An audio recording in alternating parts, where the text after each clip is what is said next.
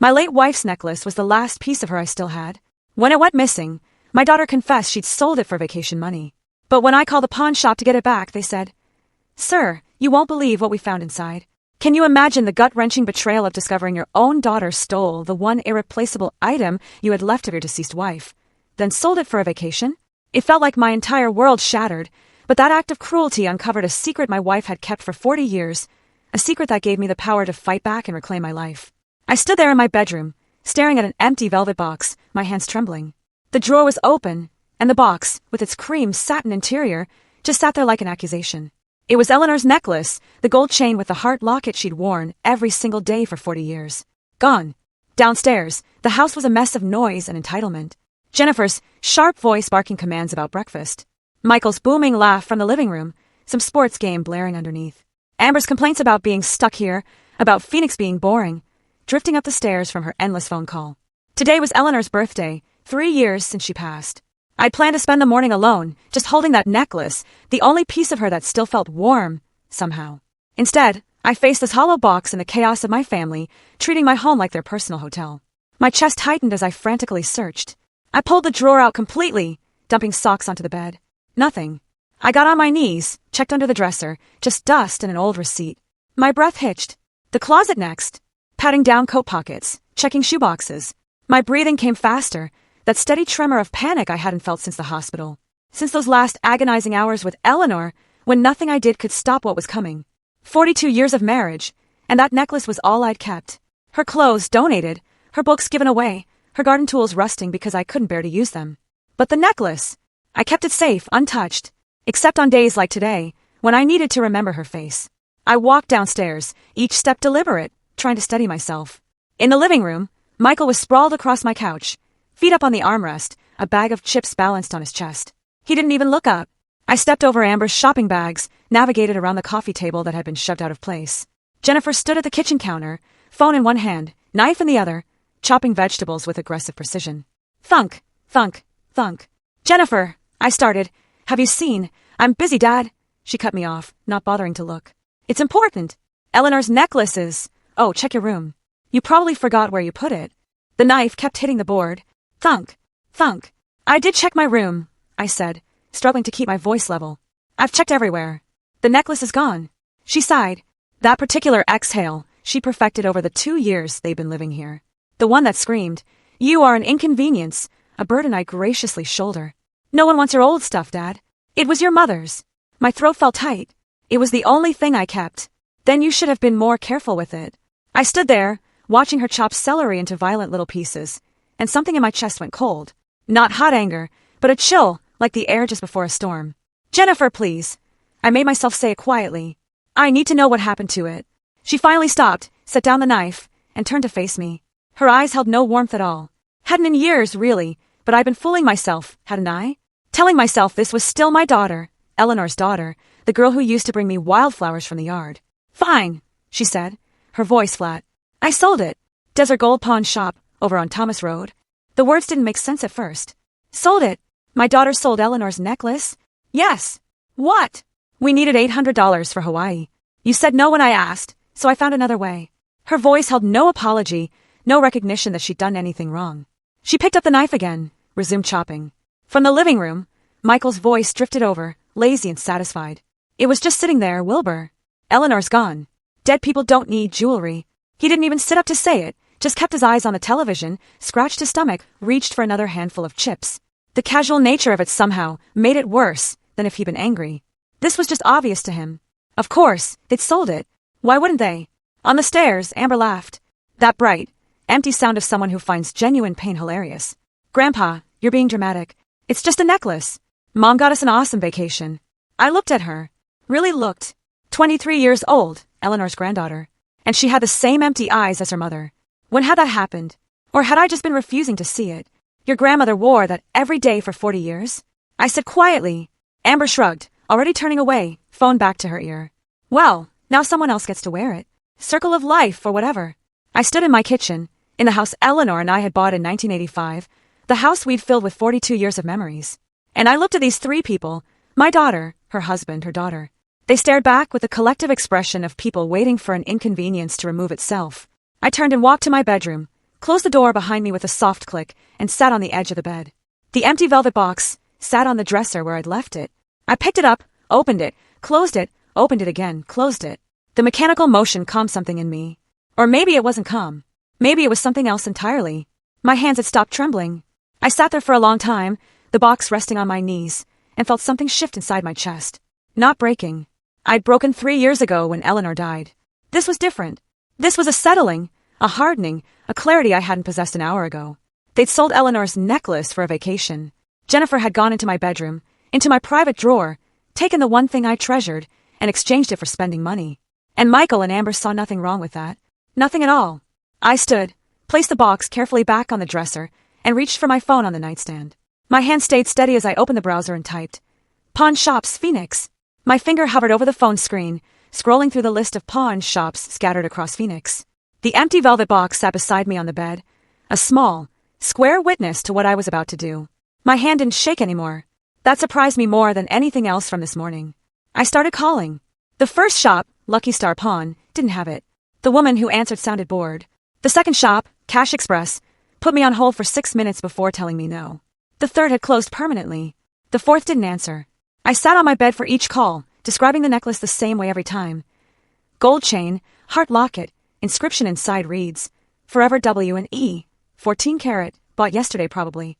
Each time, I thanked them politely and moved to the next number. Jennifer's voice occasionally drifted up from downstairs, giving orders to someone. Michael's sports announcers provided a steady background rumble. I ignored it all. The sixth call went differently. Desert Gold Pawn, this is Harold. I'm looking for a gold necklace with a heart locket, I said. It was sold to you yesterday. A pause. Oh, yes, I remember that piece. Beautiful craftsmanship. Are you the husband? My chest tightened. I am. She's my wife. Passed 3 years ago. I'm very sorry. His voice held genuine sympathy. Sir, there's something you should know about that locket. I straightened. What do you mean? When I was examining it, the locket opened. There was a small note inside. The room tilted slightly. A note. I didn't know it opened. I removed it carefully. Didn't want to damage it. Has numbers written on it. Bank something. 40 years. 40 years of marriage. And I'd never known the locket opened. Eleanor had worn it against her skin every single day. And I'd never thought to look for a clasp, never tried to open it. Did you tell the woman who sold it? I asked. She was already gone. Honestly, I'm not sure she knew the locket opened either. She seemed in a hurry. Of course, she had. Jennifer, racing to convert my wife's jewelry into vacation money. She probably hadn't even looked at it closely. Just saw gold and dollar signs. I need to buy back, I said. How much? I gave her $800. Fair value is closer to $1,200. It's 14 karat gold, and the craftsmanship is exceptional. I'll pay the $1,200. Can I get it today? Come by any time before 6. I'll hold it for you. And sir, he paused, I won't resell this to anyone else. It's yours. I thanked him, got the address, and sat for a moment, looking at the phone in my hand. Eleanor had hidden something in that locket. A note with bank information. What else hadn't she told me? I stood, pocketed my wallet and keys, and walked downstairs. The family didn't look up as I passed through the living room. Michael's feet still claimed the couch. Amber hunched over her phone on the love seat. Jennifer somewhere in the back of the house. I walked out the front door into the November sunshine. The drive to Midtown took 30 minutes. I programmed the address into my phone's GPS and followed the calm voice through familiar streets, now turned strange by purpose. Strip malls and auto shops and the occasional palm tree. Phoenix spreading out flat and beige in every direction. Desert Gold Pawn occupied a corner storefront between a nail salon and a tax preparation office. Bars on the windows, but clean bars. A neat sign.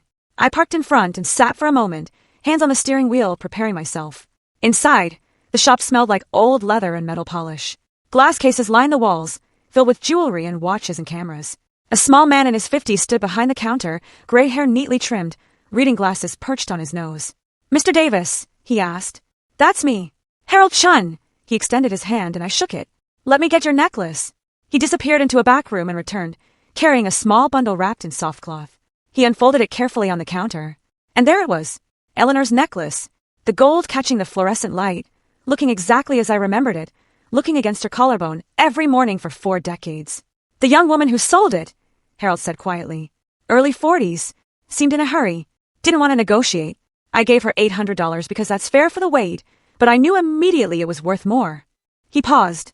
She your daughter? I didn't answer that. Just pulled out my wallet, and counted out $1,200 in bills. Harold had already prepared the paperwork. He pushed a small envelope across the counter. "The note," he said. "I put it in here for safekeeping." "Thank you, I managed." "Take care of it this time," he said gently. I drove 3 blocks before I had to pull over. My hands were shaking again, emotion flooding back now that the task was complete, and I was alone. I parked in a shopping center lot, truck facing the afternoon sun streaming through the windshield. The necklace felt heavier than I remembered. I held it up to the light, turning it slowly, looking for the clasp Harold had mentioned. There, so tiny I'd never noticed it before. A small indentation on the side of the heart. I pressed it with my thumbnail. The locket sprang open. Inside, rolled impossibly tight, was a piece of paper no bigger than my pinky nail. I used my fingernails to extract it, unrolled it carefully against my thigh. Eleanor's handwriting, microscopic but unmistakable, Bank of Arizona, box number 472. I sat in my truck staring at those words until the sun shifted and the windshield glare became too much.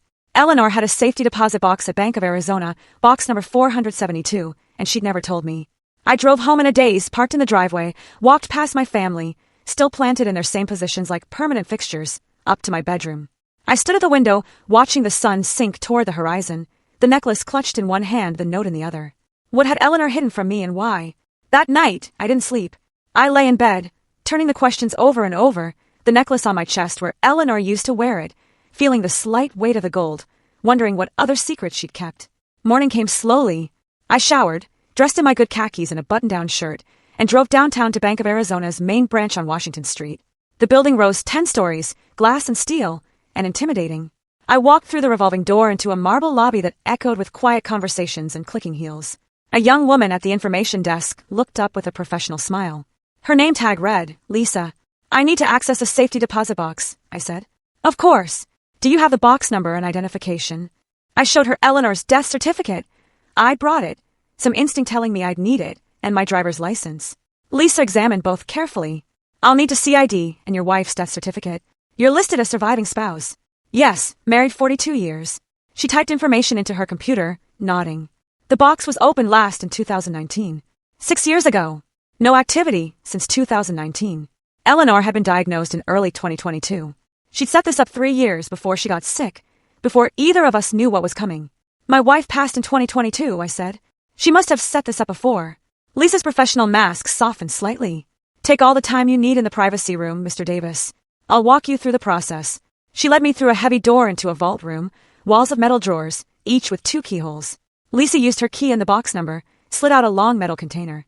She handed it to me, heavier than I expected, and guided me to a small, windowless room with a table and chair.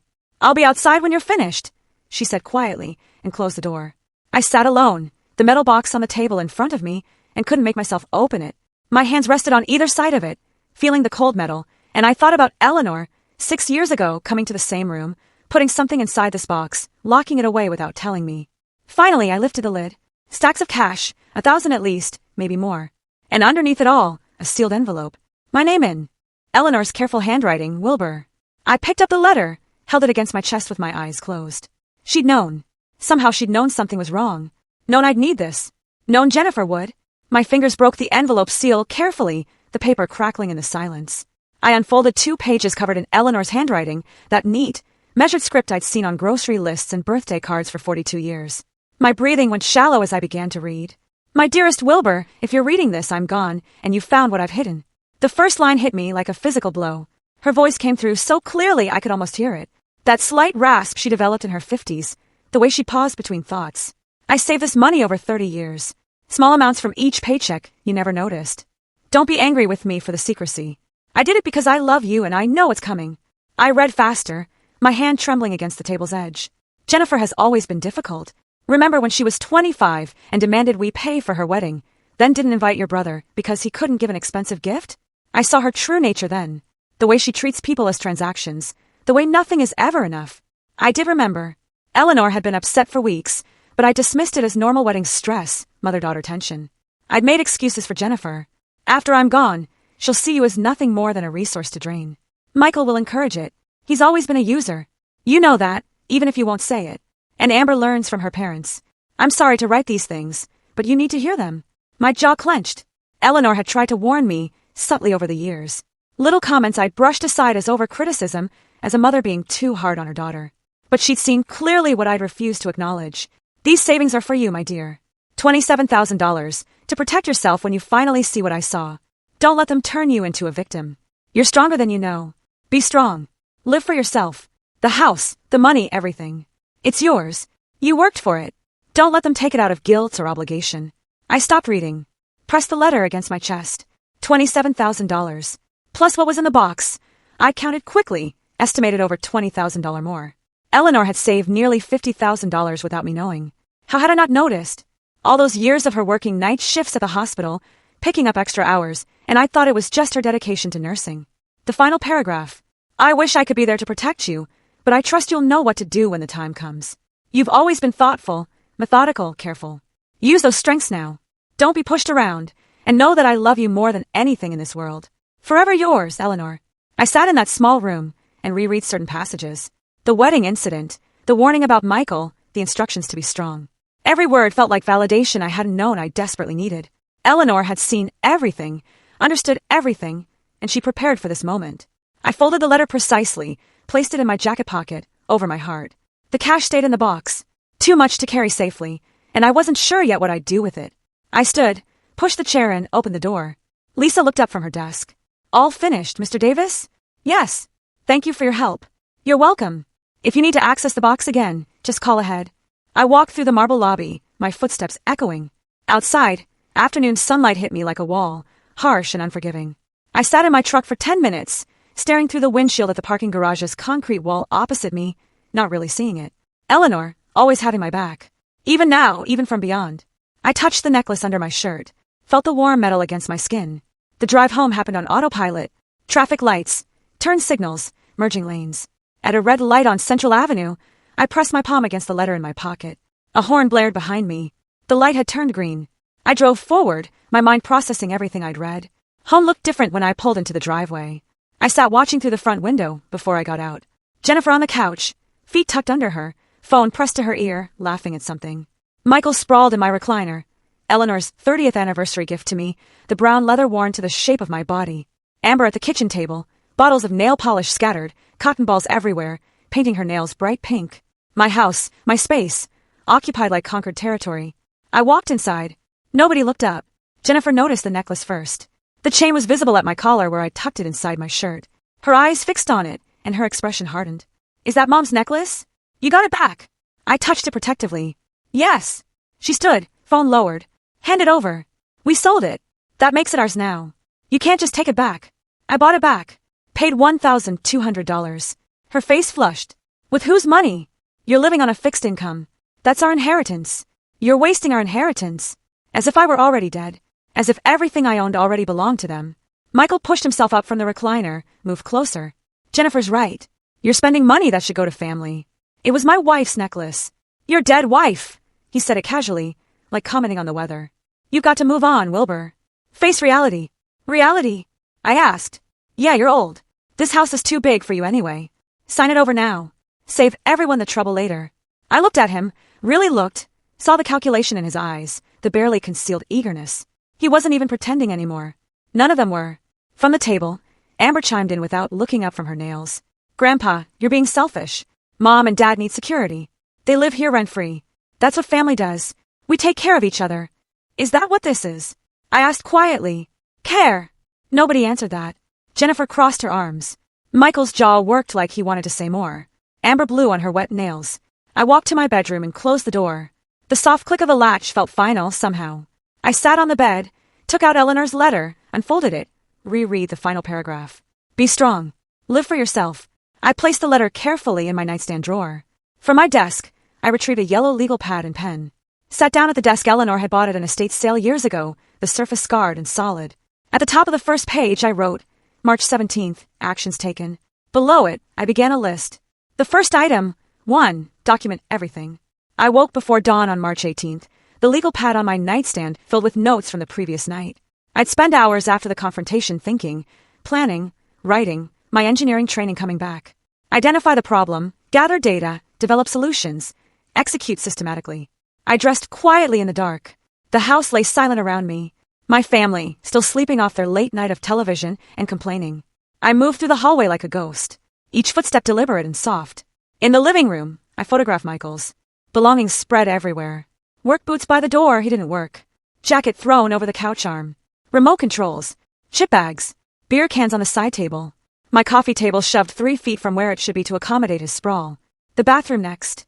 Amber's makeup covered every inch of counter space.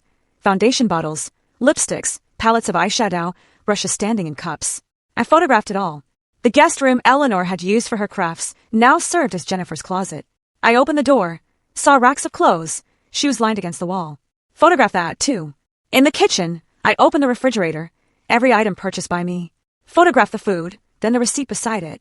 The electric bill sat on the counter, $287. My name at the top, never reimbursed. I photographed that as well. Back in my bedroom by 6:30, I transferred the photos to my laptop, created folders organized by date and category. This would be my evidence. Undeniable. Documented. Over the next 2 weeks, I became methodical about it. Went through my filing cabinet, pulled documents I'd kept organized for years. The house deed, purchased 1985, paid off in 2018. My name alone. Property tax records, all current, all paid by me. Utility bills going back 3 years. Everyone showing zero contribution from Jennifer's family. On March 25th, when everyone left for the day, Jennifer to her part-time job at the dental office, Michael supposedly job hunting, Amber meeting friends. I installed the camera. I researched Arizona law carefully. Single-party consent for recording. My house, my right to secure it. I found a camera system online that disguised itself as a smoke detector. Ordered it with 2-day shipping. The installation took an hour. I watched a tutorial on my laptop twice, then carefully removed the old smoke detector in the living room corner. The new unit looked identical, but contained a wide-angle camera lens barely visible behind the white plastic grating. I mounted it, tested the connection on my phone. Perfect view of the couch, the kitchen entrance, most of the main floor. I felt no guilt. This was my home, my property. They'd forfeited any expectation of privacy the moment they started plotting how to take everything from me. The recordings proved valuable quickly. By March 29th, I had hours of footage. That evening, I sat at my bedroom desk. Door locked, laptop open, watching. Jennifer's voice came through clearly. I can't believe he spent $1,200 on that necklace. That's our money. Michael from the couch. He's being selfish. Old people get like that. When this house is ours, first thing I'm doing is remodeling. This place is stuck in 1985. Might not have to wait too long. He's what, 67? How many years he got left, really? I saved the clip, labeled it carefully. Evidence 329. Inheritance discussion. MP4. Another clip from April 1st showed Amber on the phone with a friend, sitting on the stairs. My grandpa is such a pain. He got all weird about my mom selling some old necklace. The friend's voice faint. Why'd she sell it? We needed Hawaii money. He wouldn't give it to us, so Mom took care of it herself. Honestly, I'll be glad when this house is ours and we don't have to deal with his drama. My face remained impassive as I watched. Saved the clip, added it to the growing folder. The financial forensics took longer. I pulled 3 years of bank statements, spread them across my desk, created a spreadsheet. Every loan to Michael went into the document with dates and amounts. $500 for car repairs in May 2022, $1,200 for emergency dental in August 2022, $2,000 for an investment opportunity in November 2022. On and on, month after month. I added formulas, watched the total climb. By the time I finished, the number at the bottom read $18,500. The actual repayment column contained nothing but zeros. I printed a spreadsheet, added it to my evidence folder. I even found Jennifer's credit card statements mixed with my mail. She'd been using my address without asking. The Hawaii trip itemized clearly $4,200, including flights, hotel, excursions, plus the $800 from selling Eleanor's necklace. By early April, my folder had grown thick with documentation. Photographs, videos, financial records, property documents, everything organized with tabs and labels. I sat at my desk one evening, the folder open before me, and knew it was time. I picked up my phone, searched Elder Law Attorneys Phoenix. Patricia Morrison's practice appeared third in the results, protecting senior rights. Experienced elder law attorney. I called the next morning. Her receptionist scheduled me for April 3rd at 2 o'clock in the afternoon. The office building downtown rose 12 stories, glass and steel reflecting the desert sky. I parked in the garage, took the elevator to the 3rd floor. Patricia Morrison's name on a glass door, neat reception area with leather chairs and legal journals on a side table. The receptionist showed me to Patricia's office. She stood to greet me. 50s, gray-streaked dark hair pulled back. Business suit, reading glasses on a chain around her neck. She shook my hand firmly, gestured to a chair across from her organized desk. Mr. Davis, tell me what's going on. I placed my evidence folder on her desk. My daughter and her family have been living in my house for 3 years. They don't pay rent or contribute anything to expenses. They've been exploiting me financially, and they're waiting for me to die so they can take everything. Patricia's expression didn't change. She opened the folder, began reviewing documents, made notes on her own legal pad, asked questions in a sharp, efficient manner. Do they pay anything toward household expenses? No. Have you asked them to leave? Not formally. Good. We'll do this properly. She continued through the folder, watching video clips on my laptop, examining the spreadsheet, reading the property documents. 20 minutes of silence, except for her occasional questions. Finally, she looked up. Mr. Davis, this documentation is excellent, very thorough. How long has your daughter's family lived there? 3 years, since my wife passed. And they've never paid rent, utilities, or contributed to household expenses? Not a dollar. Jennifer says, family doesn't charge family debt. Patricia nodded, writing. Did you invite them to live there permanently, or was it supposed to be temporary? Temporary. Just until they found a place. That was 3 years ago. She set down her pen, folded her hands. Under Arizona law, they're tenants at will. You can establish rental terms at any time. What if they refuse to pay? Then we have grounds for eviction. But we do this by the book. Everything documented, everything legal. How long does eviction take? If they contest it, maybe 3 months. But with your evidence of their behavior, the financial exploitation documented this thoroughly, I don't think it'll take that long. Most people leave when they realize you're serious. I touched the necklace under my shirt. Eleanor's presence still guiding me, still protecting. My retainer is $3,000, Patricia said. That covers initial filings, drafting the rental agreement, and the first phase of eviction proceedings if needed. That's fine. She studied me for a moment. You're certain you want to do this? They're your family. My wife warned me this would happen. I should have listened sooner. Patricia pulled a retainer agreement from her drawer, placed it in front of me with a pen. Then let's get to work. I signed with a steady hand, my signature firm across the bottom line, slid the document back across her desk. She took it, placed it in a folder, her movements precise and professional. I'll have the rental agreement drafted by next week. We'll serve it formally and see how they respond. I stood, shook her hand again. Thank you. Don't thank me yet. This is just beginning. I walked out of her office into the hallway. The door closed behind me with a soft click that felt like something ending and something else beginning. The war had officially started. A week after signing Patricia's retainer, I sat at my bedroom desk reviewing the rental agreement she'd emailed. 3 pages, professionally formatted, dense with legal language. I read every clause twice, then a third time. Rent, $1,500 monthly, payable by the first of each month. Payment of 50% of utility costs. Respectful behavior toward the property owner and peaceful enjoyment of the premises. 30-day notice period if tenant fails to comply with stated terms. The market rate for comparable space in Phoenix ran around $2,200. Patricia had explained the strategy, made the terms reasonable so no judge could call them punitive. This wasn't about gouging Jennifer. This was about establishing my rights as property owner and their status as tenants. I touched the necklace under my shirt. Eleanor would approve of this methodical approach. I clicked reply, typed, "This is perfect.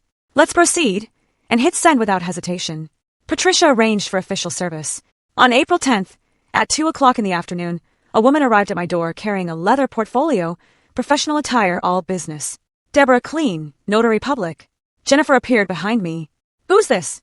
I stepped aside, let Deborah enter. She moved to the dining table, opened her portfolio, removed the rental agreement and her notary seal. Jennifer hovered, suspicion radiating from her. Miss Thompson, I'm here to serve you with a rental agreement for this property. Deborah's voice carried formal weight. Please read it and sign acknowledging receipt. Jennifer snatched the document. Her eyes moved rapidly across the first page. Her expression darkened with each line. $1,500 a month? Utilities? This is insane. The document outlines terms of continued residency, Deborah said calmly. You're not required to agree, only to acknowledge you received it. I'm not signing anything. Deborah made a notation on her form. Noted. Service is complete regardless. You have 30 days to respond. Jennifer whirled on me. What is this? Some kind of joke? It's a rental agreement. Legally required. We're your family. This house belongs to us. This house belongs to me. The deed is in my name. You're tenants. Tenants. Tenants. How dare you? Michael emerged from the living room, took the agreement from Jennifer's shaking hands, read it quickly, his face sneering. You're not thinking clearly, Wilbur. Maybe you need a doctor to evaluate your mental state. My mental state is fine. We'll see what a judge says. Competency hearing. We'll get guardianship. You're welcome to try. He stepped closer, using his height advantage. You have no idea what you're starting, old man. Deborah gathered her materials efficiently, clearly accustomed to hostile situations. She left without ceremony. The door closed behind her with a definitive click. The terms are reasonable, I said into the silence. Below market rate for rent in this neighborhood. We're not paying you rent, Jennifer's voice cracked. Then you need to leave. Michael's jaw worked. We're not going anywhere. You have 30 days. After that, the decision won't be yours anymore. I walked to my bedroom, closed the door, sat on the bed for a moment, breathing steadily. Through the walls, Jennifer's voice rose in fury. Michael's deeper rumble responded. Amber's higher pitch joined the chorus. I had other moves to make. The bank downtown took 30 minutes to reach. I parked in their garage, took the elevator up, asked for a manager. Marcus, early 30s, professional demeanor, led me to his office. How can I help you today, Mr. Davis? I slid Jennifer's old signature card across his desk. I need her removed from all access to my accounts. Marcus typed on his computer, frowned. She hasn't accessed the account recently, but there was an attempt last week. April 3rd. We denied it because she didn't have proper ID, but she claimed to be acting on your behalf. My jaw tightened. April 3rd. The same day, I'd met with Patricia. Jennifer had tried to drain my accounts while I was securing legal representation. Remove her completely. New passwords, new security questions. I'll flag the account for fraud attempts as well. Marcus made notes. Would you like documentation of the attempted access? Yes. Print the security log. He did. I added it to my growing evidence folder. The next morning, I met with Andrew Morrison, an estate specialist Patricia had recommended. His office occupied the second floor of a quiet building near Camelback Mountain. Andrew reviewed my existing will, everything to Jennifer, drafted 5 years ago, and set it aside. Pulled out fresh documents. You're certain about these changes? Completely certain. I initialed each page. 3 beneficiaries, the Phoenix Homeless Coalition, the Memory Research Foundation, and the Arizona Elder Rights Advocacy Center, organizations that did actual good in the world. Jennifer would receive nothing. Andrew witnessed my signature, applied his notary seal, sealed the document in an envelope, and handed me a copy. Effective immediately, Mr. Davis. Thank you. Back home, I avoided the living room where my family congregated. Heard Jennifer on the phone. I know Mom's lawyer might help. I didn't know Eleanor's family attorney, but I doubted he'd take Jennifer's side once he understood the situation. The next few days, I documented everything. Michael accidentally blocking me in hallways. Jennifer going through my mail. I found several pieces opened and refolded, hidden in the kitchen drawer under dish towels, including Patricia's letter with detailed legal strategy. Federal crime, mail tampering. I photographed the violated envelopes, the hiding place, everything. April 14th evening, I tried leaving my bedroom for dinner. Michael leaned against the wall directly outside my door. Excuse me. He didn't move. We need to talk about this rental nonsense. Move, please. He shifted slightly. Not enough. What if I don't? I'll call the police. He laughed. For what? I'm standing in a hallway. He eventually moved, but the message was clear. The hallway camera captured everything. His deliberate positioning, his refusal to move, his threatening posture. That same night, he escalated further. I was making tea in the kitchen when he entered, getting too close, invading my space. When I tried to step around him, he shoved me. Not hard enough to knock me down, but enough to make me stumble against the counter. Careful, old man. Accidents happen at your age. The rear camera captured it perfectly. His hand making contact, my body shifting from the force, his satisfied smirk. I didn't respond. Took my tea to my bedroom, locked the door. At my desk, I compiled everything methodically. Video of Michael blocking my door. Video of the push, clear assault. Photos of intercepted mail. Bank notifications about Jennifer's access attempt. I created a folder. Emergency eviction evidence with organized subfolders. Wrote an email to Patricia detailing each violation. Attached the complete folder. Her response came within minutes. Call me immediately. This changes everything. I called. She answered on the first ring. Wilbur, the push is assault. The mail tampering is federal. The bank fraud attempt is elder exploitation. What does this mean? It means we're not waiting 30 days. I'm filing for emergency eviction based on domestic violence and financial abuse. How fast? Court hearing within 2 weeks. Bring all your evidence. They're going to regret escalating this. April 15th, another notification from my bank appeared in my inbox. Jennifer had made a second attempt to access my account, this time claiming I'd granted her power of attorney. The bank denied it, flagged it as potential elder fraud. I forwarded the email to Patricia. Subject line, escalation. Message body, 1 word, more ammunition. I clicked send, watched the confirmation appear, closed the laptop slowly. Through my bedroom door, Jennifer and Michael's voices rose in argument, planning their next move. No doubt, still believing they held some cards. They had no idea what was coming. The next morning, I walked into my kitchen to find Jennifer sitting at the table with a stranger, a man in a cheap suit, briefcase open, papers spread before him. Jennifer's eyes were red-rimmed. Tissues crumbled in her fist. She looked up. Dad, this is my attorney, Mr. Carlson. We need to talk. Robert Carlson stood, extended his hand. I shook it, but remained standing. Mr. Davis, I've reviewed the rental agreement you served on my client. He gestured to a chair. I didn't sit. I believe there's room for negotiation. Jennifer made pleading gestures from her seat. Carlson glanced at her, then back to me. Sir, may I speak frankly? He didn't wait for permission. You're well within your rights. The house is titled in your name alone. The rental terms are reasonable, actually below market rate. My legal advice to my client is to comply with the agreement or relocate. Jennifer's face crumbled. That can't be right. Tell him he's wrong, Dad. He's not wrong. Carlson closed his briefcase with a decisive snap. Miss Thompson, your father owns this property outright. You're not on the deed, not on the mortgage history. There's no adverse possession claim after only 3 years. Familial relationship doesn't create property rights. Legally, you're a tenant at will, and he's establishing formal terms. But I'm his daughter. I have rights. Not to his property. I'm sorry. Carlson stood. Mr. Davis, if you'll excuse me. He left quickly, clearly wanting distance from Jennifer's mounting hysteria. The moment the door closed, Jennifer turned on me. I can't believe you're doing this. Mom would be devastated. Your mother left me a letter. She warned me about you. Jennifer froze. What letter? You're lying. She knew exactly who you were. She was right about everything. Her tears stopped as if a switch had flipped. Her voice hardened. You're going to regret this. She stormed to the guest room, slammed the door. I heard her on the phone immediately, voice rising and falling, complaining. Over the next days, she launched a systematic campaign. Knocked on my bedroom door midday, transformed into vulnerability. Clutching tissues, eyes swimming with manufactured tears. Dad, please. I'm not sleeping. I'm developing chest pains. The stress is killing me. She reached for my hand. I kept mine at my side. I've given up so much to be here with you after Mom died. How can you do this to me? I looked at her performance with detachment. Eleanor's letter had inoculated me against this manipulation. You have 29 days left, I said quietly. I closed the door. Her sobs sounded fake, even through the wood. Michael's approach was different, more direct, more physical. I tried leaving my bedroom the next morning. He was in the hallway, leaning against the wall directly in front of my door. Not quite blocking it, but close enough that I'd have to squeeze past him. Excuse me. He didn't move. We need to talk about this rental nonsense. Move, please. He shifted his weight. Not enough to create passage. What if I don't? I'll call the police. For what? I'm standing in a hallway, waiting to use the bathroom. That a crime? He eventually moved, but not before making me turn sideways to pass.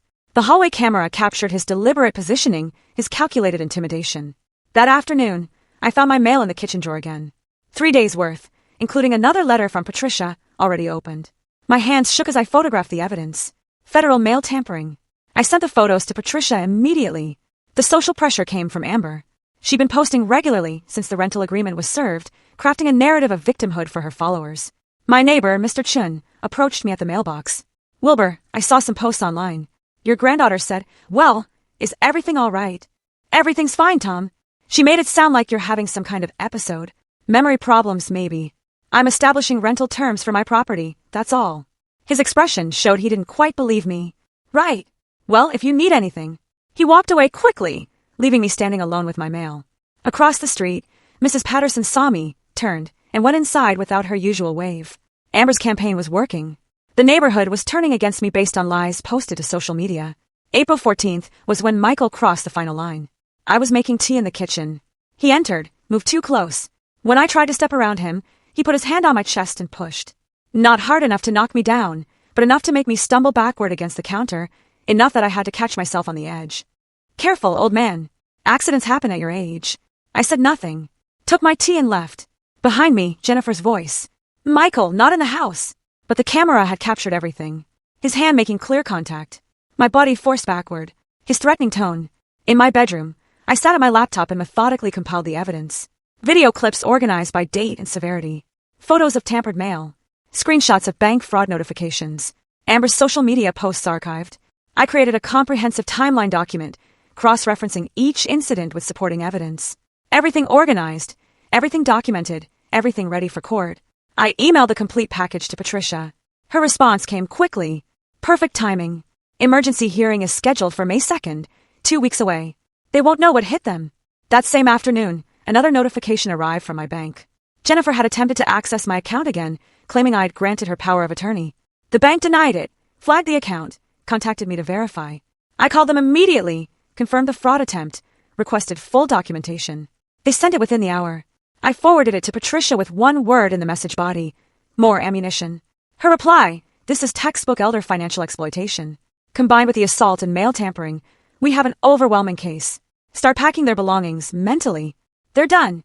I stood at my bedroom window, watching the sun sink toward the western mountains. Phoenix spread out, below in the amber light. The city where Eleanor and I had built our life together, where we'd raised Jennifer, bought this house, worked, and saved and planned for a future we thought would be peaceful. In the living room, I could hear my family arguing. Jennifer's voice sharp with panic.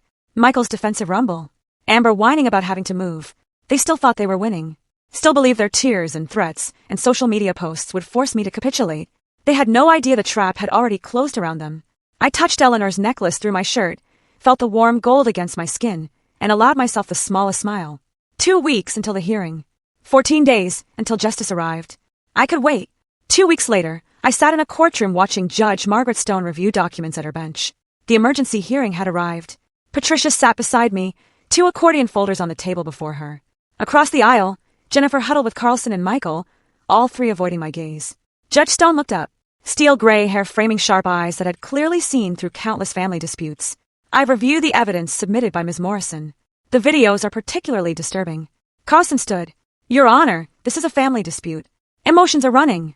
Mr. Carlson, assault is assault regardless of family relationship, and the mail tampering is a federal offense. The judge's voice cut through his excuse. I'm issuing a temporary restraining order. Mr. Thompson will maintain a distance of at least 10 feet from Mr. Davis at all times within the shared residence. Any violation will result in immediate arrest. Michael nodded reluctantly, jaw tight. The full eviction hearing is scheduled for July 2nd. Mr. Davis is within his rights to establish rental terms or request vacation of his property. Patricia leaned close as we stood. 2 months, but we're winning. The family returned home that afternoon. The restraining order changed nothing fundamental. Michael kept his distance physically, but the hostility remained thick as smoke. They refused to pay the $1,500, ignored every communication from Patricia. They were squatting in my house, betting I'd give up. Mid-May, I made a decision that surprised even Patricia. I want to sell the house. Silence on the phone, then. Wilbur, that's radical but strategically brilliant. Remove the asset they're fighting over. Exactly. She recommended Robert Santos, a real estate agent who handled difficult situations professionally. He arrived May 20th at 10 o'clock in the morning, carrying a leather portfolio and digital camera. Mr. Davis, let's see what we're working with. I walked him through. He photographed each room. Living room with family clutter pushed aside, kitchen dated but functional, bedrooms showing wear. He measured with a laser device, made notes on a tablet. Jennifer watched from the hallway, arms crossed, suspicious but not yet understanding. In the backyard, Robert measured the fence line. Jennifer stormed out. Who are you? What are you doing? Robert remained professional. I'm a licensed real estate agent conducting a property assessment. She turned to me on the patio, face draining of color. Dad, what's going on? I'm selling the house. No, you can't. She advanced, then stopped, remembering the restraining order applied to Michael, calculating whether it applied to her. This house is ours. I grew up here. It's my house, my name on the deed, my decision. Robert finished his measurements, thanked me quietly, left Jennifer standing in the yard, looking stricken. The next day, he called with his assessment. The property is in good condition. Some cosmetic updates would help, but it's marketable as is. I'd list at $385,000. You should expect offers in the $375,000 to $385,000 range within 2 weeks. How fast can we move? List it tomorrow. With the Phoenix market, you'll have offers by the weekend. Do it. A week later, Robert returned with a company truck and assistant. They installed a large sign in the front yard, bright red and white, impossible to miss. For sale in bold letters. Robert's photo and phone number below. Jennifer watched from the living room window, face twisted with rage and disbelief. Within hours, the listing went live online. My phone buzzed with a notification. Your property is now active on the MLS. I showed Patricia via video call. She smiled. Perfect. The first showing happened 3 days later. A young couple, Sarah and Marcus Chun, both in their early 30s, walked through awkwardly. I retreated to my bedroom, but I could hear them moving through the house. Jennifer's family stayed put, glaring at the intruders. Michael deliberately sprawled on the couch, making them uncomfortable. The young woman's voice drifted down the hall.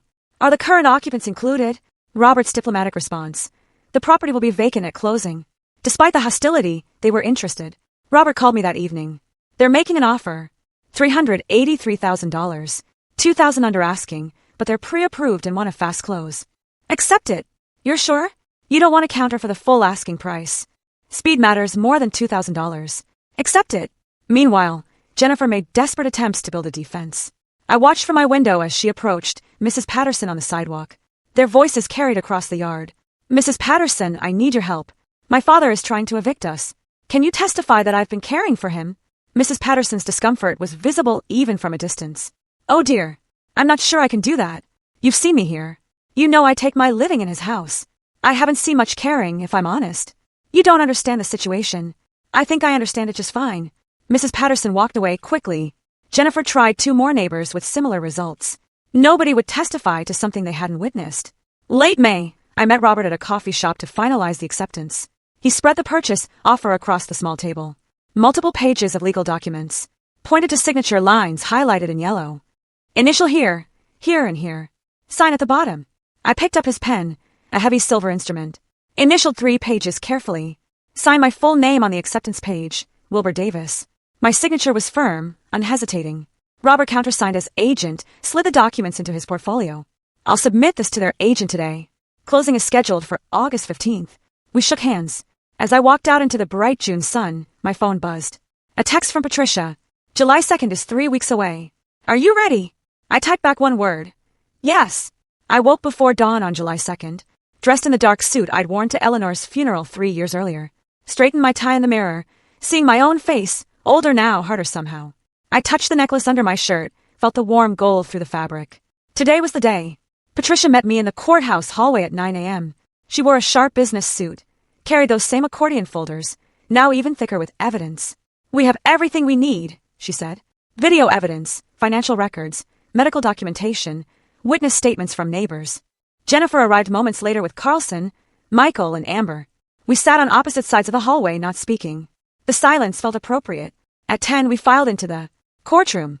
Judge Stone took her bench, reviewed papers, briefly looked up. Ms. Morrison, you may proceed. Patricia stood at the podium. A screen had been set up for video presentation. She played the clip of Michael pushing me against the counter. The judge leaned forward, watching intently. This was recorded April 14th, the day before we filed for emergency relief. She switched to the financial spreadsheet. These are documented loans totaling $18,500 over 3 years. Not $1 repaid. Next came my medical records. Blood pressure 152/95. Documented stress-related symptoms. Physician notes indicate patient reports hostile home environment. Each piece built an undeniable narrative. Carlson stood when Patricia finished, attempted to humanize Jennifer. Your Honor, my client has been living in her childhood home. There was an understanding, Judge Stone interrupted. Was there a written agreement establishing this understanding? No, but verbal agreements about property occupation need to be formalized. Mr. Davis attempted to do exactly that with the rental agreement. Your client refused. She gestured for him to sit. I've heard enough. The courtroom went still. I've reviewed all submitted evidence. The financial exploitation is clear and documented. The video evidence shows a pattern of intimidation and harassment. Judge Stone looked directly at Jennifer. Miss Thompson, you were given reasonable rental terms. You refused. You were given multiple opportunities to vacate voluntarily. You refused. Jennifer's hands gripped the table edge. I'm granting the eviction. You have 30 days, until August 1st. If you're not out by then, the sheriff will execute the order. Jennifer started crying. Michael stared straight ahead, stunned. Amber reached for her phone before the bailiff cleared his throat meaningfully. Outside the courtroom, Jennifer approached me in the hallway. Her face was blotchy. Mascara smeared. Dad, please don't do this. We'll change. We'll pay the rent. It's too late for that. Where are we supposed to go? That's not my problem anymore. How can you be so cold? We're your family. I looked at her. Really looked at her. Seeing Eleanor's features in her face, but none of Eleanor's warmth. You had 3 years after your mother died to act like family. You chose to act like parasites instead. She recoiled as if I'd slapped her. Patricia touched my arm. Wilbur, we should go. The sale moved forward on its own timeline. Mid-July, a home inspector walked through with Sarah and Marcus Chin following. Jennifer's boxes were already stacked in corners. The reality of departure setting in. The inspector checked electrical panels, plumbing, foundation. Water heater is older. Roof has maybe 5 years left. Nothing major. Sarah asked me quietly. Have you lived here long? 40 years. Built most of the deck myself. Marcus smiled. It's a good house, solid. It deserves a family that will appreciate it. Sarah understood what I wasn't saying. We'll take good care of it. That's all I ask. July 19th, one day before the deadline. a rental truck appeared in the driveway. I stayed in my bedroom, door closed, listening to the sounds of departure. Furniture scraping across floors, boxes thudding, Jennifer's voice giving sharp orders, Amber complaining about heavy lifting. Neighbors watched from their yards, witnessing the family's exit. A knock on my door. I opened it. Jennifer stood there, exhausted, defeated, covered in sweat and dust. Are you happy now? You got what you wanted. I didn't want this. You forced it. I'll never forgive you. I don't need your forgiveness. I have Eleanor's approval. That's enough. Her face hardened. I hope you're satisfied. I'm not satisfied, but I'm free. She turned away. Minutes later, the truck's engine roared to life. I watched from my window as it pulled out of the driveway, taking my daughter away, perhaps for the last time. The house felt different immediately, lighter. The air moved more freely. I walked through the empty rooms as evening light slanted through windows. Every footstep echoed. In the living room, deep scratches scored the hardwood where the couch had been dragged. The master bedroom had a fist-sized hole in the wall, Michael's anger leaving its mark. The kitchen counter was stained. A cabinet door hung crooked. I photographed everything with my phone, narrating quietly, July 19th, 6 p.m. documenting condition after occupant's departure. I wasn't planning to pursue them for damages. I'd already won. But the documentation felt necessary. Final proof of who they really were. Standing in the center of the living room, I held my phone, displaying the trail of destruction, gouged walls, stained floors, broken fixtures. I didn't feel angry looking at these images. I felt validated. Eleanor had been right about everything. Her letter had prepared me for this moment, for these people wearing familiar faces, but empty of love. Through the front window, the for sale sign stood in the yard with a red sold rider attached to the top. 4 weeks until closing. 4 weeks until I left this house forever. I touched the necklace one more time, then walked to my bedroom to begin my own packing. The quiet was extraordinary. After 3 years of chaos and voices and demands and hostility, the silence felt like a gift. I was free. 3 days after the family left, I sat at my laptop in the empty house, browsing real estate listings in Scottsdale. The silence echoed around me. Footsteps, breathing, the click of keys, all amplified by absence. My packed boxes lined the walls, a lifetime compressed into cardboard. I'd set specific search parameters. 2-bedroom condo or apartment, safe neighborhood, under $200,000. Starting over at 67, entirely on my terms. The first property I viewed felt wrong. Too modern. All glass and steel. No warmth. The second was ground floor, which made me uneasy after years of feeling vulnerable in my own home. Then the realtor showed me a second-floor apartment in a quiet Scottsdale complex. It's a 55-plus community, very quiet, very secure. I stepped onto the balcony. Mountain views, afternoon breeze, other residents my age, walking dogs below. The complex had a security gate, cameras, a community room I'd probably never use. Can we make an offer today? She looked surprised. Of course. What are you thinking? Full asking price, cash, no contingencies. By early August, the purchase was finalized. $195,000. I used Eleanor's hidden money and part of the house proceeds. No mortgage. The freedom of that felt extraordinary. I spent a week transforming the second bedroom into a workshop, unpacked power tools, still wrapped in factory plastic. I'd sold my old equipment years ago when Jennifer's needs consumed my time and space. Now I set up a workbench, installed pegboard for tools, arranged storage bins methodically. The table saw purred when I tested it, deeply satisfying. Familiar. I selected oak for my first lumber purchase, began cutting pieces for a shadow box for Eleanor's necklace. Sawdust filled the air. For the first time in years, I was creating something rather than managing someone else's chaos. August 15th arrived, closing day. I met Sarah and Marcus Chen at the title company. Bland office, beige walls, stacks of documents. We sat across from each other at the conference table. The title officer explained each document. I signed page after page, my signature automatic from decades of engineering contracts. Sarah slid an envelope across the table. We wrote you a letter for later. I accepted it, tucked it in my jacket. Marcus handed over a check for the remaining proceeds. The title officer passed the house keys to the Chens. Sarah's eyes were bright. Thank you for trusting us with your home. Make it yours now. That's what it needs. I walked out carrying only a box of photos and Eleanor's necklace. Didn't look back. Drove directly to my new apartment. Unpacked my minimal belongings. That evening, I sat on my new couch in the quiet space that was entirely mine. Opened Sarah's envelope, read their letter. We want you to know we understand the sacrifice you made. We'll fill it with love and laughter. You gave us more than a house. You gave us a future. I folded it carefully, placed it in my desk drawer beside Eleanor's letter. 2 messages of hope from 2 different sources. Meanwhile, I'd opened a new bank account at a different institution, transferred approximately $210,000 after all purchases and expenses, set up automatic payments for utilities, HOA fees, Everything organized with the precision I'd once applied to engineering projects. For the first time in years, I reviewed my accounts without anxiety, without wondering what Jennifer had taken or Michael had borrowed. She tried calling me. I watched her name appear on my screen. Let it go to voicemail. Didn't listen. Another call. Another. I opened my settings. Scrolled to block contact. Confirmed. A text from a different number. Michael's, no doubt. We're family. Block. Another from Amber's number. Grandpa, please answer. Block. I changed my number the next day. Gave it only to Patricia, my doctor, and the complex security office. Late August. A knock on my apartment door. I looked through the peephole.